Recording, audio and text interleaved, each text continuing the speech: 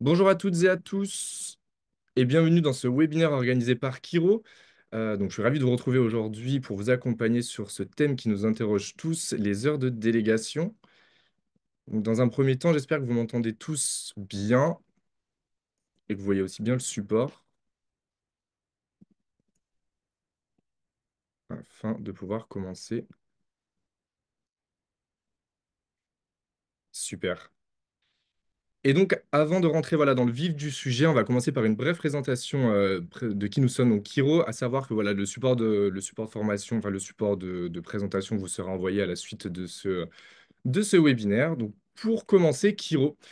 Kiro, nous sommes le partenaire juridique des CSE et nous focalisons nos missions à travers quatre grands piliers, qui est l'accompagnement à travers donc, le renseignement juridique et la rédaction de PV, ainsi que la formation et l'expertise. Donc, notre aventure a commencé en 2020 et en seulement quelques années, nous avons su nous imposer pour être un acteur de référence dans le domaine.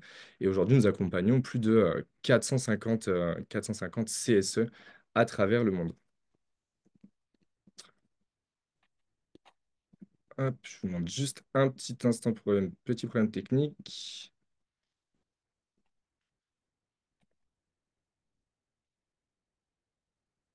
Hop, super. Et là, normalement, vous pouvez suivre ma présentation en même temps.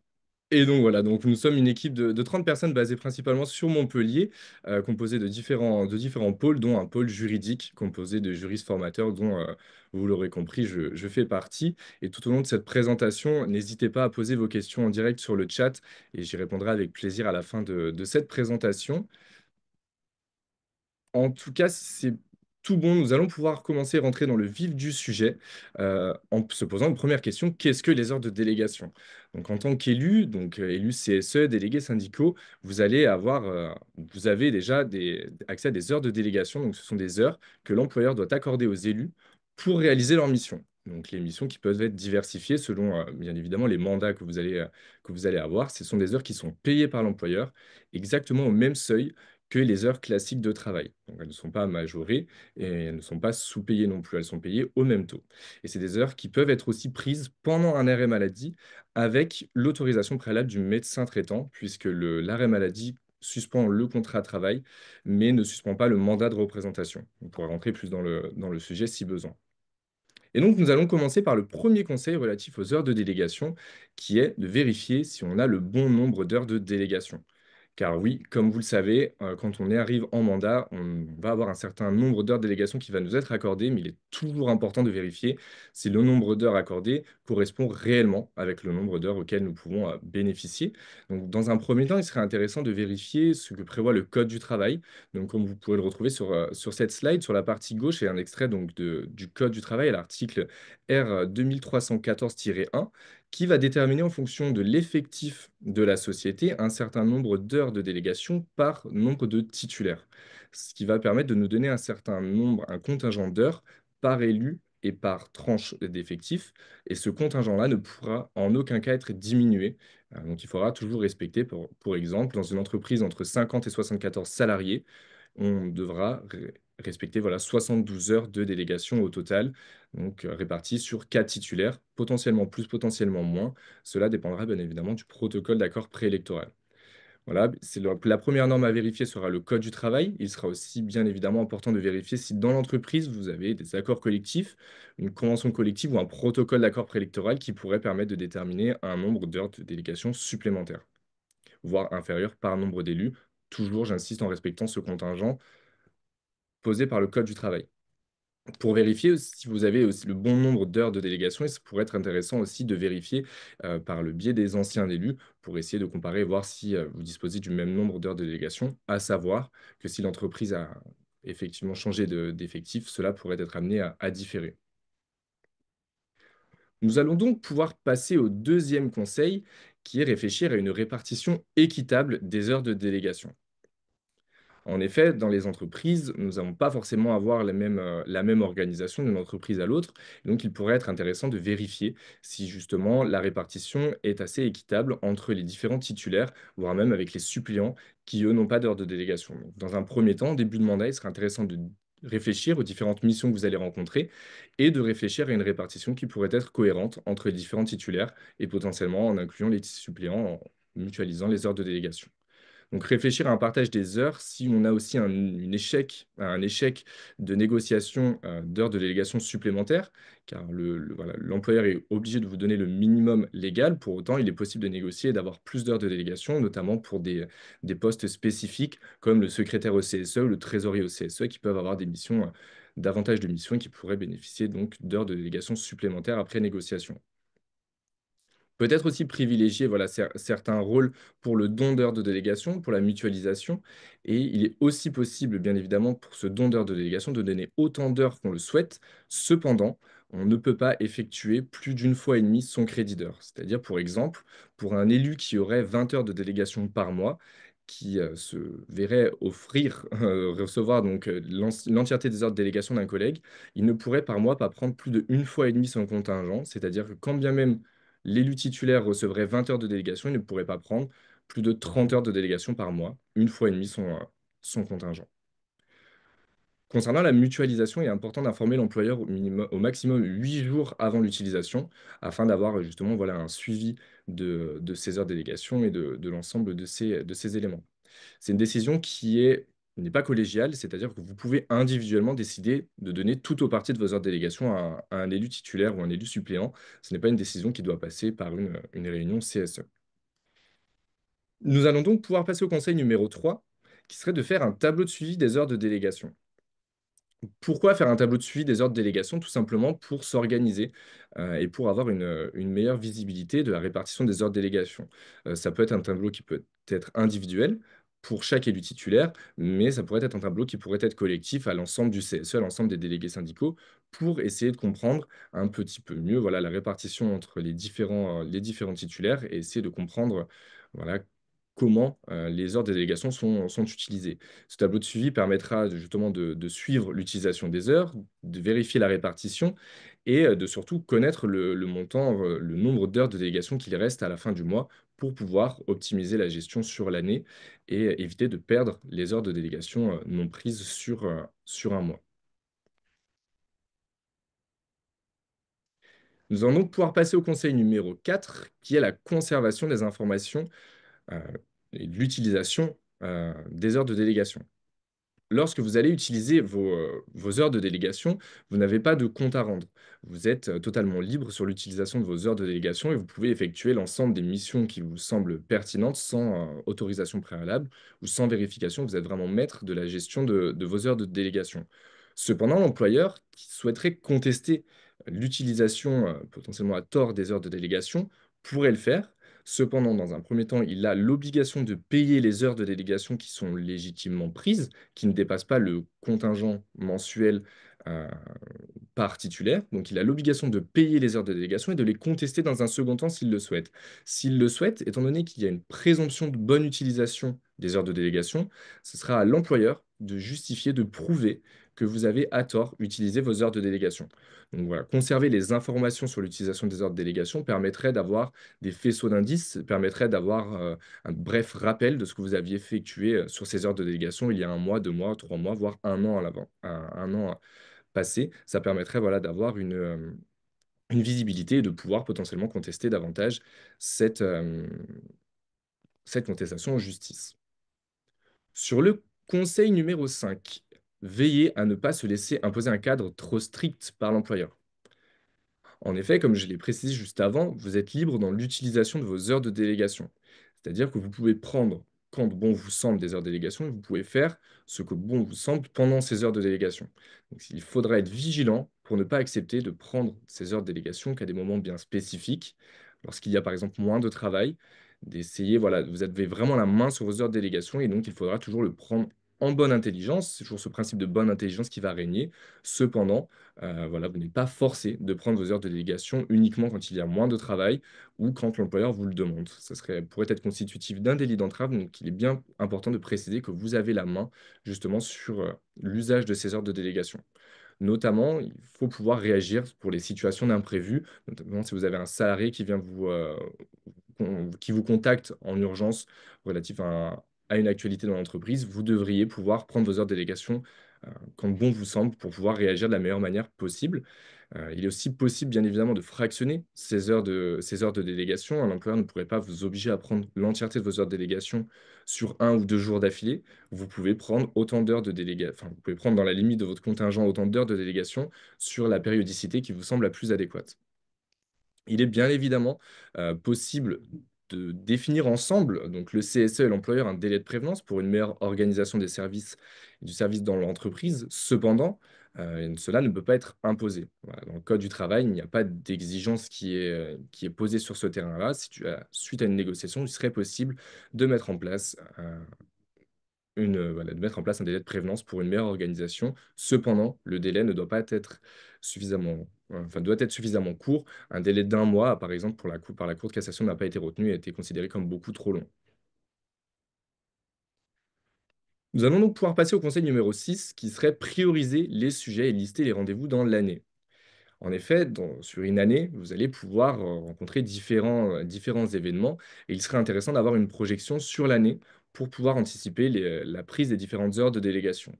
En effet, dans l'année, vous allez avoir une activité qui va potentiellement fluctuer avec des périodes de forte activité, des périodes de faible activité, notamment en été. Les périodes de juillet, août sont souvent des périodes de faible activité. Donc, ne pas hésiter justement à fluctuer et à moduler vos heures de délégation d'un mois sur l'autre pour avoir vraiment une visibilité de ces heures de délégation et de pouvoir utiliser les heures quand bon vous semble, notamment en période de fin d'année, avec par exemple la préparation des festivités de Noël. Généralement, par le biais des activités sociales et culturelles, les CSO ont plus d'activités. Donc, privilégier voilà, des heures de délégation plus à ce moment-là et réduire potentiellement les heures de délégation sur d'autres moments dans l'année pourrait être pertinent.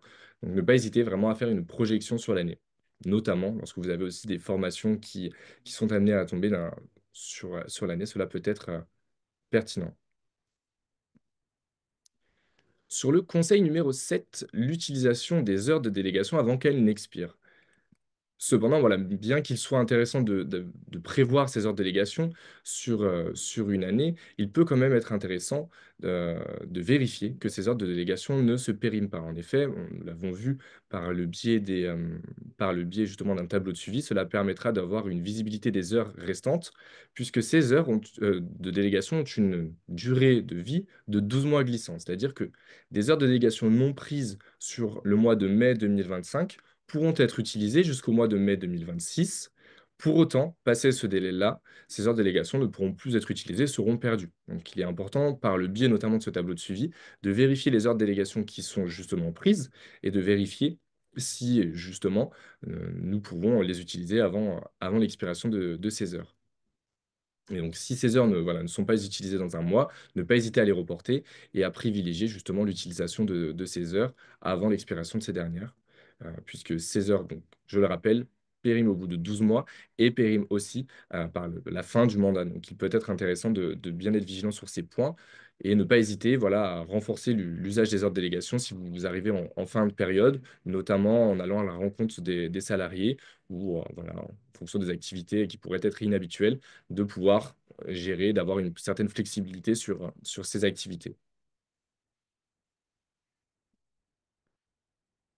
Conseil numéro 8, identifier l'émission qui ne nécessite pas de poser des heures de délégation.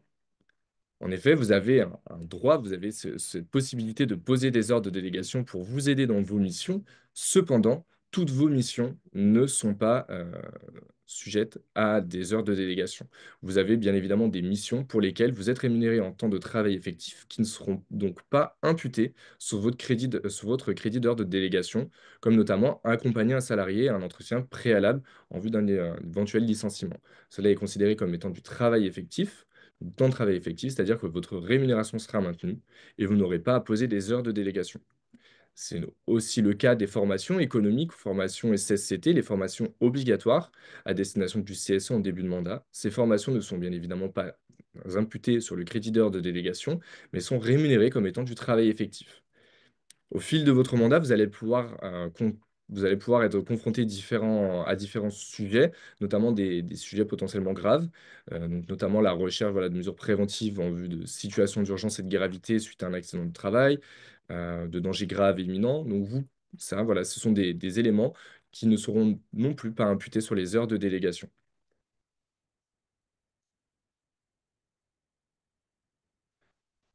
Conseil numéro 9. Discuter avec l'employeur des situations litigieuses. Discuter, bien évidemment, avec l'employeur des situations litigieuses peut être important. En effet, la discussion et la bonne intelligence peut bien évidemment être le maître mot et la règle à privilégier. En effet, si vous avez des questions sur l'usage, le bon usage des heures de délégation, ne pas hésiter à en faire référence au président du CSE ou votre service RH en fonction de vos organisations de travail. Mais il est important de bien discuter avec votre direction pour essayer de comprendre pour essayer de comprendre la bonne utilisation des heures de délégation et d'éviter des situations potentiellement conflictuelles. Donc, si vous avez un doute sur l'usage des heures de délégation, de savoir si c'est du temps de travail effectif ou s'il faut poser des heures de délégation, ne pas hésiter à poser la question et ne pas hésiter à ouvrir le dialogue sur ces points. Ça pourrait permettre aussi de potentiellement ouvrir le dialogue sur une négociation de nouvelles heures de délégation supplémentaires. Et si vous avez bien évidemment des doutes, ne pas hésiter à faire appel à du renseignement juridique pour qu'on puisse vous répondre justement sur ces points. Et bien évidemment, mieux vaut une discussion qu'une action en justice, donc il sera préférable de discuter dans un premier temps avec l'employeur afin d'éviter qu'il y ait justement des situations litigieuses. Et nous allons donc pouvoir passer sur ce conseil numéro 10, qui est l'utilisation des heures de délégation en dehors du temps de travail. Comme il a été précisé un petit peu plus haut, l'utilisation des heures de délégation en dehors du temps de travail est totalement possible, puisque les heures de délégation doivent par principe être prises pendant le temps de travail, mais dans certains cas, vous pouvez être obligé, contraint de prendre vos heures de délégation en dehors de votre temps de travail. Ce peut être le cas des situations où, par le biais de votre activité, vous n'avez pas le temps, vous n'avez pas la possibilité de vous dégager du temps afin de prendre vos heures de délégation en dehors de votre temps de travail. Vous avez aussi potentiellement des fois des situations pendant lesquelles vous n'aurez pas le choix que de prendre vos heures de délégation en dehors de votre temps de travail, notamment pour pouvoir interroger les salariés qui travailleraient avec des horaires différés et pour lesquels vous pourriez vous entretenir avec ces personnes-là. Donc, ne pas hésiter à prendre vos heures de délégation voilà, en dehors son temps de travail. Pour autant, il sera important d'en discuter avec la direction, puisque des heures de délégation prises en dehors du temps de travail génèrent nécessairement des heures supplémentaires. C'est-à-dire que, admettons que vous ayez une durée de travail portée à 35 heures par semaine, si vous êtes amené à prendre des heures de délégation en dehors de ces 35 heures, 36, 37, 38, ces heures-là seront rémunérées comme étant des heures supplémentaires au même titre qu'une heure supplémentaire que vous auriez effectuée dans le cadre de vos missions. Donc voilà, là, ne pas hésiter justement à discuter là-dessus pour, dans un premier temps, privilégier la prise de ces heures de délégation pendant le temps de travail, et auquel cas, puisque le risque est plus accru de contestation en justice, ne pas hésiter à d'en discuter avec la direction afin d'avoir justement des situations qui puissent être les moins problématiques possibles. Et donc, voilà, des questions utiles, ça serait par exemple voilà, rencontrer, comme je vous le disais, des personnes en dehors de votre temps de travail. Et important de préciser, pour des élus qui seraient à temps partiel, vous pourriez être contraint de prendre vos heures de délégation en dehors de votre temps de travail si vous aviez déjà pris plus de un tiers de votre temps de travail consacré à vos heures de délégation. Je m'explique, pour un salarié qui travaillerait 21 heures par semaine, il n'a pas la possibilité de prendre plus de 7 heures de délégation par semaine sur son temps de travail. En effet, les heures de délégation pour un salarié à temps partiel doivent être prises dans cette limite des un tiers de son temps de travail. C'est-à-dire que s'il dépasse et qu'il souhaite par exemple prendre 8, 9, 10 heures de délégation, il n'aura pas d'autre choix que de prendre ces heures de délégation en dehors de son temps de travail.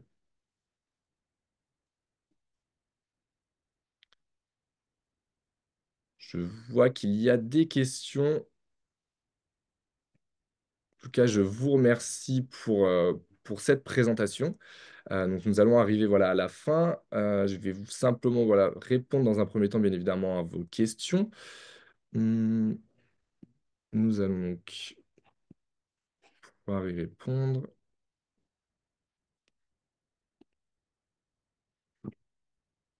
Alors, donc une première question sur les heures de délégation possibles pendant les congés. Alors, c'est une très bonne question, merci beaucoup. Il est bien évidemment possible de prendre des heures de délégation pendant les congés. Cependant, il va y avoir un problème en termes de rémunération, puisqu'il n'est pas possible d'être rémunéré deux fois pour la même prestation. C'est-à-dire il y aura voilà, un conflit entre l'indemnité. Il y aura un conflit entre l'indemnité de congé payé et la rémunération des heures de délégation. Donc, voilà, il y aura une privilégiation qui sera à faire entre les deux. Nous avons une deuxième question. Peut-on donner toutes ces heures de délégation à un seul et même élu? Bien évidemment, il est totalement possible de donner l'entièreté de ces heures de délégation à un seul et même élu. Cependant, je réinsiste bien dessus, l'élu en question ne pourra pas prendre par mois plus de une fois et demie son contingent d'heures de délégation. Pour reprendre mon exemple de 20 heures de délégation, si voilà, j'ai 20 heures de délégation, mon collègue me donne ses 20 heures de délégation, je ne pourrai pas prendre plus de 30 heures de délégation par mois, une fois et demie mon contingent. Une autre question, démission d'un titulaire, ces heures peuvent-elles être attribuées aux autres membres titulaires? Alors, si on a la démission d'un membre titulaire, ce titulaire sera remplacé par un des membres suppléants. Et c'est le suppléant qui va remplacer ce titulaire qui va récupérer le contingent du titulaire, du titulaire qui aura quitté justement ses fonctions. Faut-il prévenir l'employeur quand on préserve des heures de délégation pour une période plus active? Alors non, vous avez vraiment une certaine flexibilité sur vos heures de délégation. Vous n'avez pas l'obligation de prévenir votre employeur. Cependant, voilà, pour une bonne organisation de service et sur les relations, vous pouvez bien évidemment le préciser que voilà, pendant cette période, vous allez peut-être prendre moins d'heures de délégation pour réserver voilà, plus d'heures de délégation à une période donnée dans l'année. Voilà, cela peut totalement se faire. Ce n'est pas une obligation, mais pour une meilleure organisation de service, cela est totalement possible. Nous avons une autre question, possibilité de mutualiser les heures de délégation avec l'ensemble des élus du même syndicat, titulaires et suppléants. Voilà, par accord, il est totalement possible de prévoir une mutualisation des heures de délégation, de faire un pot commun, si je puis appeler ça de la sorte. Et voilà, chaque élu pourra piocher dans ce fameux pot commun pour utiliser l'ensemble des heures de délégation qu'il souhaite utiliser au fil des différentes missions et des différentes actualités. Règle dit un tiers des heures de délégation du temps de travail et ça s'applique également pour les personnes à 80%. Alors, cette règle des un tiers s'applique pour toutes les personnes à temps partiel, c'est-à-dire qu'une personne à 80%, 70%, 60 ou 50%, voilà, cette règle des un tiers d'heures de délégation s'appliquera pour tout le monde de la même manière sans aucune distinction, absolument. Temps partiel pour raison médicale concerné par les un tiers comme un temps partiel classique, c'est une bonne question. Voilà, le temps partiel pour raison médicale engendre les mêmes conséquences d'un point de vue RH en entreprise, c'est-à-dire que voilà, il sera la même organisation de service, donc cette règle des un tiers semble aussi s'appliquer pour un temps partiel thérapeutique. Et quelles sont les mentions obligatoires à noter sur les bons de délégation? Les bons de délégation, c'est une bonne question. Donc nous l'avons brièvement évoqué, mais je vais réinsister dessus. Merci beaucoup pour cette ouverture. Les bons de délégation donc, ne sont pas une obligation. Cependant, quand vous décidez de les mettre en place, vous devez simplement préciser donc le nom de l'élu titulaire, le nombre d'heures de délégation qui sera utilisé, la date et l'heure potentiellement de départ. Mais ni plus ni moins. C'est-à-dire que vous ne devez pas préciser pour quelles raisons vous utilisez vos heures de délégation, ce que vous avez prévu de faire. Vous pouvez potentiellement préciser en fonction de l'accord avec l'entreprise, si vous êtes tombé d'accord avec l'entreprise, de préciser si vous allez utiliser ces heures de délégation voilà, dans l'entreprise ou à l'extérieur de l'entreprise. Cependant, euh, voilà, ce n'est pas forcément nécessaire, mais donc vous devez simplement préciser le nom de l'élu, le nombre d'heures de délégation qui sera prise, le temps et le temps, enfin la date et l'heure à laquelle vous utilisez ces heures de délégation. Mais j'insiste bien à ne pas préciser pourquoi vous avez recours à ces heures de délégation. Mandat, donc CSE ou DS, vous pouvez peut-être préciser la question si ça ne vous embête pas. Je vais regarder en parallèle, je réponds à d'autres questions, je reviendrai sur celle-ci. Bonjour, mon employeur a refusé de me payer mes heures de délégation. Quels sont mes recours SVP? Donc, c'est totalement illégal de refuser de payer des heures de délégation qui sont légitimement prises, c'est-à-dire qui rentrent dans le contingent d'heures de délégation. Cependant, vous avez bien évidemment des recours et vous pourrez justement, dans un premier temps, euh, vous retourner auprès de votre employeur, de demander un paiement de ces heures de délégation. Et si jamais vous n'avez pas une réponse positive, vous retournez devant le tribunal judiciaire qui sera compétent sur, euh, sur ces matières. Les heures de délégation sont-elles majorées? Non, les heures de délégation sont rémunérées au même taux horaire que n'importe quelle heure de travail dans l'entreprise. Donc elles ne sont pas majorées, à l'exception des heures de délégation qui pourraient être prises en dehors de son temps de travail hebdomadaire, donc qui seraient assimilées à des heures supplémentaires. Le temps passé avec les salariés à discuter de leurs problématiques s'inscrit dans les heures de délégation? Absolument. Donc, vous pouvez totalement utiliser vos heures de délégation pour discuter avec les salariés, puisqu'on le rappelle, en tant qu'élu CSE, vous êtes représentant des salariés, c'est-à-dire que vous devez justement comprendre leurs problématiques pour pouvoir porter les sujets directement à la direction. Donc, le temps passé à discuter de leurs différents problèmes et de leurs différentes problématiques s'inscrit bien évidemment dans le cadre des heures de délégation, et donc vous avez totalement cette possibilité que de poser des heures de délégation pour discuter avec des salariés. Et donc, comment savoir pardon, de combien d'heures de délégation dispose-t-on? Donc voilà, ça permettra de reprendre voilà, la première slide. Donc, vous avez dans le Code du travail un tableau qui est posé en fonction de l'effectif de chaque société. On a un minimum de 10 heures de délégation pour les plus petites sociétés et un maximum de 34 heures de délégation par titulaire dans les plus grosses sociétés. Et donc, dans ce tableau, vous allez pouvoir, en fonction de votre effectif, retrouver le nombre d'heures de délégation qui est assorti à chaque élu titulaire. Et donc, pour reprendre, quelles sont les mentions obligatoires donc, à noter sur le mandat CSE ou DS? S'il est élu à deux fonctions, il est possible d'avoir un cumul, dans certains cas, un cumul de fonctions.